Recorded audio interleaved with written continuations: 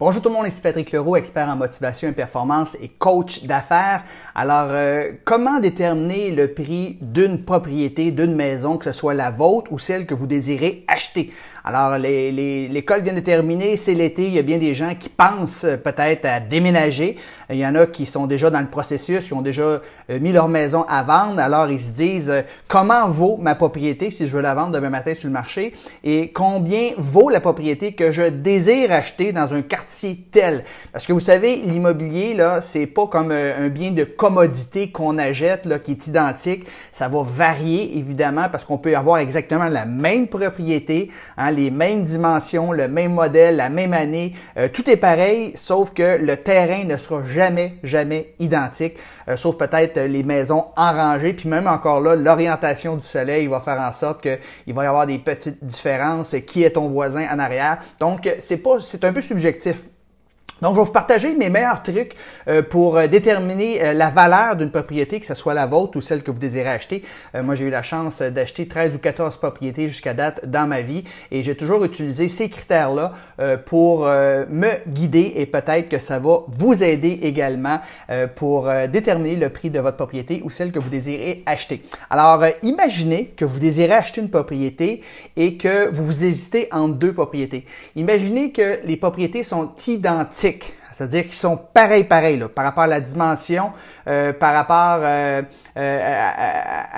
le revêtement extérieur, par exemple. Donc, c'est deux maisons pareilles. Donc, qu'est-ce qui va faire en sorte qu'une vaut plus que l'autre? Donc, ce que vous devez vous poser comme question, des premières questions que je me pose, c'est, bon, ben ça, c'est un peu négligeable pour bien des gens, mais y a-t-il une piscine creusée? Alors, évidemment, ça va dépendre de vous. S'il y a vous avez des jeunes enfants, ça va être important. Pour d'autres personnes, ils n'en veulent pas de piscine creusée. Certaines personnes vont en mettre à peu près zéro en termes de valeur si une maison a une piscine creusée ou pas. Mais disons qu'une piscine creusée, ça peut coûter 25-30 000 $, mais jamais vous allez récupérer votre investissement si jamais vous mettez une piscine creusée dans votre cours. Mais disons pour les besoins de la cause, vous pourriez dire, ah, ben moi, si j'ai deux maisons pareilles, identiques, il y en a une qui a une piscine creusée, l'autre il l'a pas, ben c'est certain que je vais opter pour celle-là qui a une piscine creusée. Puis je ne mettrai peut-être pas une valeur de 25 000, mais je vais y mettre une valeur de 10 000 $ de plus. S'il n'y en a pas, c'est pas plus grave, mais s'il y en a, oui, c'est quand même le fun. Je vais mettre 10 000 $ de valeur, mais vous ne mettrez pas la valeur au complet. Ensuite, ça, une autre question que vous allez vous poser, c'est est-ce que le sous-sol est fini? Il y a bien des maisons que le sous-sol n'est pas fini. Alors, pour vous, est-ce que c'est important? Peut-être que ça ne l'est pas. Peut-être que vous êtes juste deux, vous êtes à retraite, puis vous ne voulez pas utiliser le sous-sol. Alors que si vous avez des jeunes ados, ben là, c'est hyper important, puis le sous-sol, vous devez l'utiliser. Vous voulez que les ados grandissent au sol. Alors, ça vaut combien? Deux maisons identiques, il y en a un que le sous-sol n'est pas fini, puis l'autre, le sous-sol est fini. Ça vaut combien? Là, vous posez la question. Là, vous dites peut-être que ça vaut 25 000 $ de plus, un sous-sol qui est fini. Donc, comme vous commencez, là, on parlait de piscine, on parlait de sous-sol, vous commencez à déterminer le prix, la valeur d'une maison par rapport au fait, y a-t-il une piscine, y a-t-il un sous-sol? Une autre question, un grand garage, est-ce que c'est important pour vous? Puis, quelle valeur attribuez-vous à ça? Personnellement, ma copine et moi, on a visité des maisons et on pouvait pas rentrer nos deux voitures, on a deux SUV. Et il y a bien des garages qui étaient trop petits, hein, des garages qui ont 20 pieds de largeur, par exemple, avec deux SUV, là, tu peux pas ouvrir les portières, alors qu'un garage qui a 2-3 pieds de plus large, ben c'est beaucoup plus agréable. Quelle valeur attribuez-vous à ça, un garage qui est un peu plus grand, où vous avez un peu plus d'espace? Alors, ça vaut-tu quoi? 5 000, 10 000, 15 000, 20 000 $? C'est vous qui déterminez la valeur de tout ça par rapport à une autre maison identique. Ensuite de ça, une autre question que vous pourriez vous poser par rapport le revêtement extérieur, tantôt je l'ai mentionné, mais il y a bien des maisons, des fois, qui sont identiques, mais le revêtement extérieur, souvent, ils ont des façades là, qui est un peu plus belles, mettons en pierre ou en brique, mais les côtés, qu'est-ce que ça a l'air, les deux maisons que vous observez? Est-ce que c'est exactement les mêmes côtés ou il y a deux façades pareilles, mais les côtés, est-ce qu'il y en a une qui est en agréat? Est-ce qu'elle est en acrylique? Est-ce qu'elle est en pierre? Est-ce qu'elle est en brique? Évidemment, ça vaut beaucoup plus cher une maison que les côtés en pierre puis en brique. Donc, combien d'argent attribuez-vous à cette maison-là? Comment ça vaut de plus? Parce que l'extérieur, justement, les couleurs des fenêtres, au lieu d'être blanches, mais sont la même couleur que la pierre ou la brique, par exemple. Donc, vous devez mettre une valeur là-dessus également. Une autre question que vous allez vous poser, c'est par rapport aux taxes scolaires. Peut-être que vous évitez entre deux maisons qui sont identiques, par exemple, mais qui ne sont pas dans la même ville, hein, qui sont dans deux villes, peut-être juste une à côté de l'autre, mais il y a une maison que le prix des taxes va te coûter, par exemple, 5 000 $ par année, taxe scolaire, taxe municipale, alors que l'autre maison va te coûter 6 000 $ pour la même maison, c'est juste qu'ils sont dans deux villes, une à côté de l'autre. Donc, 1 000 $ de plus par année que ça va vous coûter de taxes. Donc, combien ça vaut d'acheter cette maison-là ici qui coûte moins cher de taxes que elle? Ben, ça vaut, mettons, 1000 $ fois 10 ans. C'était là 10 ans.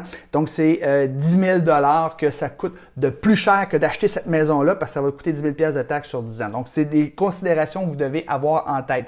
Une autre question que vous devez vous poser, combien ça coûte ou combien ça vaut pour vous? Des fois, on rentre dans un secteur, on rentre dans un quartier et il y a des maisons qui sont situées au début du quartier alors qu'il y a des maisons qui sont situées à l'autre bout complètement du quartier. Bien, ça vaut combien pour vous le fait d'habiter au début du quartier versus d'aller à l'autre bout du quartier? C'est-à-dire que ça va vous prendre peut-être 5 minutes de plus. C'est peut-être que vous allez avoir 5 ou 6 stops supplémentaires à faire. Donc, vous allez avoir un peu de trafic aux heures de pointe quand les gens partent travailler ou qui reviennent. Bien là, vous devez attendre pour les 5-6 stops parce que tout le monde fait son stop. Alors que si tu es au début du quartier, tu as l'accès très rapide à chez toi puis c'est très rapide pour sortir. Donc, ça vaut combien ça pour vous? Peut-être que vous allez me dire, pour moi, ça vaut 10 000 $, ça vaut 15 000 $ de plus le fait que je suis proche de l'entrée du quartier versus d'aller à l'autre bout. Donc, c'est des considérations que vous devez vous poser pour déterminer la valeur d'une propriété. Une autre question que vous devez vous poser, combien ça vaut pour vous le fait qu'une maison est dans un cul-de-sac versus sur un boulevard? Parce qu'il y a des quartiers où il y a des rues très, très passantes. Souvent, quand on a accès au quartier, par exemple, toutes les autos circulent par là, versus un cul-de-sac où c'est la paix, il n'y a pas personne, donc plus de sécurité pour les enfants. Ça vaut combien de plus une maison? S'il y a deux maisons identiques, là, il y en a une qui est dans un cul-de-sac, puis il y en a une qui est sur un boulevard, elle vaut combien de plus celle qui est sur un cul-de-sac? Donc, vous pouvez dire, bon, pour moi, ça vaut 10 000, 15 000, 20 000 $ de plus. C'est vous qui allez déterminer ça. Une autre question à se poser, c'est comment ça vaut une maison de plus s'il y a un boisé en arrière versus 4 voisins puis des feux électriques. Alors, il y a des maisons comme ça qui sont des super maisons, 2 maisons identiques, mais il y en a une que quand tu sors dans la cour, ben, tu vois 4 voisins puis tu vois des feux électriques, alors que l'autre propriété, elle, tu sors dans la cour et tu vois un boisé. Tu as la paix, c'est l'intimité. Alors, ça vaut combien? Évidemment, ça vaut beaucoup plus cher. Si on a le choix d'acheter 2 maisons, une qui est avec 4 voisins en arrière, puis il y en a une qui a l'intimité, un boisé, pas de bruit, la paix, bien, cette maison-là vaut beaucoup plus cher. Mais ça vaut combien pour vous? Pour certaines personnes, ça vaut pas beaucoup, mais pour d'autres, comme moi, ça vaut énormément. Donc, ça vaut-tu 25, 30, 50 000 $ de plus votre propriété parce que justement, vous avez un boisé, des sentiers pédestres, vous n'avez pas de voisins. Alors ça, c'est une question que vous devez vous poser.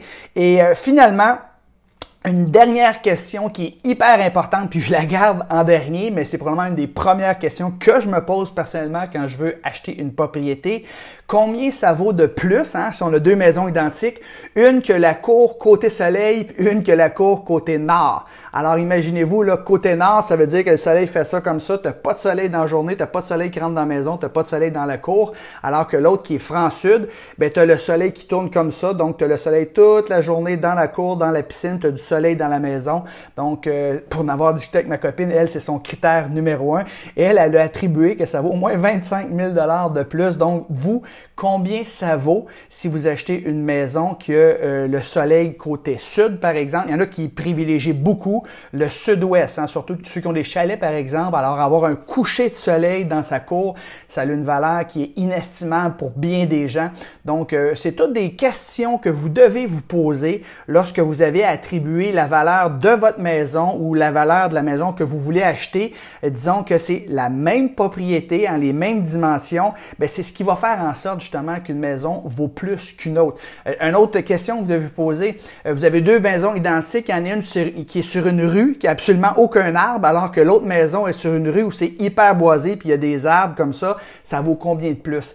C'est pas pour rien que des maisons, par exemple, à Outremont ou à Westmount ou à Ville-Mont-Royal valent une fortune, c'est parce que ce sont des quartiers qui sont très, très boisés comme ça. Donc, on prend la même maison, on la sort de ce quartier-là, puis on la met dans un autre quartier qui n'est pas aussi boisé que ça. La même maison va valoir peut-être 500 000 de moins, 1 million de moins des fois. Donc, c'est le quartier qui fait en sorte qu'une propriété a plus de valeur. Donc, c'est des questions que je vous invite à vous poser pour déterminer la valeur de votre propriété quand vous avez le temps de la vendre et de la propriété que vous désirez acheter.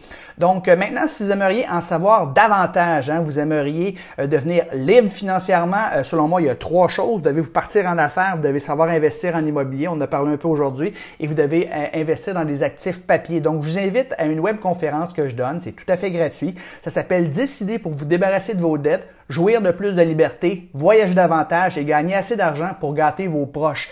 Donc, je vais mettre le lien sous la capsule vidéo ici. Juste cliquez dessus pour vous inscrire et c'est tout à fait gratuit. Je donne cette webconférence-là à 2h et à 8h, donc libre à vous pour la suivre et vous me ferez part de vos commentaires. Donc, sur ça, je vous souhaite une belle fin de journée et je vous dis bye bye, à bientôt.